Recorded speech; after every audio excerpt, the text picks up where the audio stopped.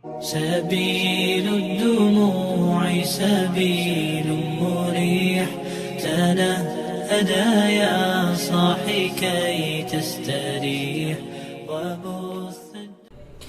Bismillahirrahmanirrahim. Assalamualaikum warahmatullahi wabarakatuh. Perkenalkan, nama saya Hengki Firmansyah dengan NIM 22612010057 dari kelas manajemen sore.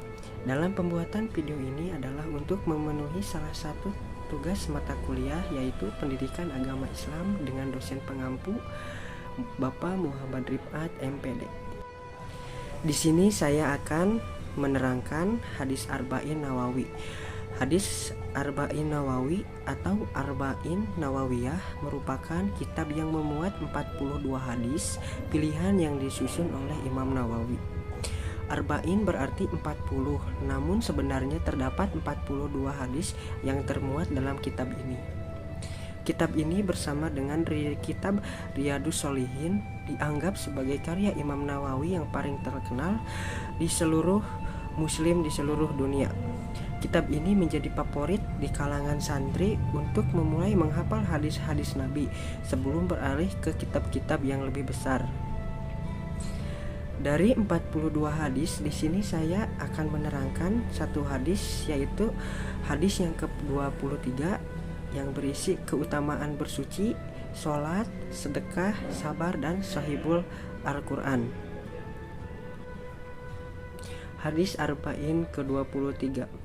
An-Nabi Malikil Harid Sibni Asimil Asy'ari radhiyallahu anhu qala Rasulillahi sallallahu alaihi wasallam, tahuru sutrul imani walhamdulillahi tamlaul imaja wa subhanallahu walhamdulillahi tamlani autam wassalatun nuru wassodaqu tubuhannu wassobru riyau wal qur'anu hujjaitul laka wal alaika kul nasi yaudu pa'un nabhasu pamukutuh ha'awu bikuharo wahu Muslim, yang artinya diriwayatkan dari Ibnu Malik Haris bin Asim Al-Asri radhiyallahu anhu. Dia berkata, Rasulullah shallallahu alaihi wasallam bersabda, bersuci itu sebagian dari iman, dan lafaz alhamdulillah itu akan memenuhi timbangan, dan lafaz subhanallah berserta alhamdulillah itu akan memenuhi antara langit dan bumi. Sholat itu adalah cahaya, dan sedekah itu adalah bukti, dan sabar itu adalah terang, dan Quran dapat menjadi saksi yang akan meringankanmu atau yang akan memberatkanmu. Semua manusia berangkat menjual dirinya, maka ada yang membebaskan dirinya dari kehinaan dan siksaan, atau ada juga yang menghancurkan dirinya. Yang meriwayatkan hadis di atas adalah Imam Muslim. Kandungan hadis dan pelajaran penting. Hadis ini mengandung banyak pelajaran penting, mulai dari keutamaan amal hingga konsekuensi atas amal perbuatan. Berikut ini adalah beberapa poin utama yang bisa kita ambil dari hadis ke-23 ini. Yang pertama, bersuci setengah dari iman. Rasulullah SAW bersabda, salah satu keutamaan toharoh, bersuci itu setengah dari iman. Ada 3 penafsiran terkait hadis ini. Pertama, toharoh adalah setengah dari iman. Iman membersihkan jiwa dari kotoran-kotoran maknawi seperti syirik dan nifaq. Sedangkan toharoh membersihkan badan dari kotoran-kotoran nyata. Iman menghapus dosa-dosa besar dan dosa kecil di masa lalu, sedangkan toharoh khususnya wudhu menghapus dosa kecil, sebagaimana sabda Rasulullah SAW, barang siapa berwudu dan menyempurnakan wudunya, maka dosa-dosanya akan keluar dari badannya sampai keluar di bawah kuku-kukunya. Hadis riwayat Muslim. Kedua, toharoh adalah setengah dari sholat, sebab toharoh adalah syarat sah sholat, sedangkan syarat suatu perbuatan merupakan setengah dari perbuatan tersebut. Juga ada ayat yang menyebutkan sholat sebagai iman, yakni firman-Nya, Wa ma kana Allah liyuttadi'a imanukum, yang artinya Allah tidak akan menyia-nyiakan imanmu, sholatmu ke Baitul Maqdis. Quran Surat Al-Baqarah ayat 143. Ketiga, membersihkan hati adalah setengah dari iman. Sebagaimana penjelasan Imam Ghazali yang menafsirkan tuhur pada hadis ini sebagai bersih hati dari segala dendam, hasad, dan penyakit hati lainnya. Ketiga, penafsiran ini sebenarnya tidak saling bertentangan. Setengah dari iman bukan berarti benar-benar separuh, tetapi bisa sebagiannya, sebagaimana penjelasan Imam An-Nawawi dalam Sahih Muslim. Setengah dari sholat juga merupakan sebagian dari iman, dan toharoh tidak cukup membersihkan badan dari hadas dan najis, melainkan juga harus membersihkan hati dari penyakit-penyakit hati. Dan yang kedua adalah keutamaan zikir. Hadis Arba'in Nawawi ini juga menunjukkan keutamaan zikir dengan membaca kalimat-kalimat thayyibah, khususnya ucapan tasbih dan hamdalah. Di akhirat nanti saat yaumul mizan, amal manusia akan ditimbang. Siapa yang berat timbangan kebaikannya, ia akan masuk surga. Sebaliknya, siapa yang ringan timbangannya, kebaikannya kalah oleh amal keburukan, yang akan masuk neraka. Sebagaimana tafsir surat Al-Baqarah. Ucapan alhamdulillah memperberat timbangan kebaikan tersebut. Bahkan jika diawali dengan tasbih, keduanya akan memenuhi langit dan bumi. Ucapan subhanallah dan alhamdulillah memenuhi ruangan antara langit dan bumi. Maka perbanyaklah berzikir dengan membaca kalimat thayyibah seperti tasbih dan hamdalah. Selain mendapatkan ketenangan di dunia, kita akan mendapatkan pahala besar dan keutamaan agung di akhirat kelak nanti. Yang ketiga, sholat adalah cahaya. Dalam hadis Arba'in Nawawi nomor 23 ini, Rasulullah juga menyebutkan salah satu keutamaan sholat. Wassolatutun, sholat adalah cahaya. Sholat merupakan tiang agama rukun Islam yang menjadi pembeda antara mukmin dengan orang kafir. Salah satu keutamaan sholat adalah cahaya. Syekh Mustafa Dib Al-Buga menjelaskan, maksudnya adalah cahaya batin yang menerangi jalan hidayah dan kebenaran. Maka ia pun lebih terbimbing sehingga terhalang dari kemaksiatan dan kemungkaran. Didirikanlah sholat, sesungguhnya sholat itu mencegah hari dari yang keji dan munkar. Quran Surat Al-Ankabut ayat 45. Sedangkan di akhirat nanti sholat akan menjelma sebagai cahaya di wajah, apalagi mereka yang tidak hanya sholat 5 waktu tetapi juga mendawamkan sholat sunnah, terutama sholat tahajud. Yang keempat adalah sedekah adalah bukti keimanan. Sholat dan sedekah merupakan satu paket ibadah. Yang satu langsung kepada Allah, yang kedua melalui pemberian kepada sesama manusia. Yang satu dengan penghambaan diri, yang kedua dengan berbagi materi. Dalam Al-Quran banyak sekali ayat yang merangkai sholat dengan zakat, dan zakat merupakan sedekah wajib.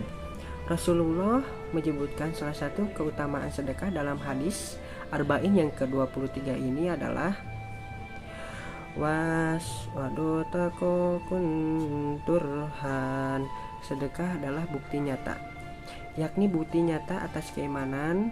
Sebagai sedekah sendiri berasal dari kata sodakoh yang artinya benar. Orang yang gemar bersedekah adalah orang yang benar pengakuan imannya. Kita pun melihat karakter orang yang benar-benar beriman, di antaranya adalah menginfakkan sebagian hartanya, yaitu orang-orang yang mendirikan sholat dan menafkahkan sebagian dari rezeki yang kami berikan kepada mereka. Quran Surat An-Anfal ayat 3. Yang kelima adalah sabar adalah pelita. Berikutnya Rasulullah juga mensabdakan salah satu keutamaan sabar. Wassobarru sodiyat, sabar adalah pelita. Diliaun adalah cahaya terang yang umumnya berasal dari benda yang panas, misalnya matahari atau pelita. Sedangkan bulan tidak termasuk dilia. Kesabaran adalah dirinya karena di samping sulit untuk diwujudkan, ia juga akan membawa pada ketertimbangan dalam kebenaran dan mudah melalui kesulitan.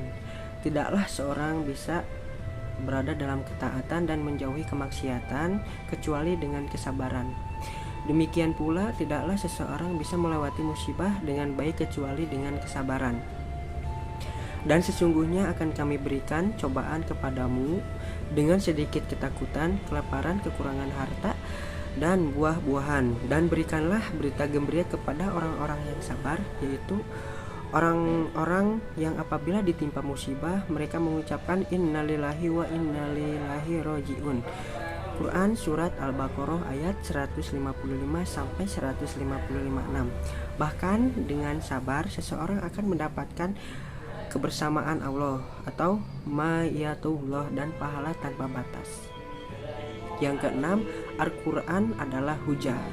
Berikut Rasulullah bersabda, Al-Quran adalah hujah. Wal Qur'anu hujjat laka au alaika. Dan Al-Quran adalah hujah yang membela atau menuntutmu. Hujah adalah argumentasi. Hujah ada dua, yakni hujatul laka, hujatu bagimu yaitu yang membelamu, dan hujatun alaika, hujah bagimu yaitu yang menuntutmu. Ketika kita menjadikan Al-Quran sebagai petunjuk dan pedoman, mengamalkan isinya, maka Al-Quran akan membela kita di hadapan pengadilan Allah Subhanahu wa Ta'ala. Namun kita juga menyimpang dari Al-Quran, apalagi mendustakannya, Al-Quran akan menuntut kita di akhirat kelak.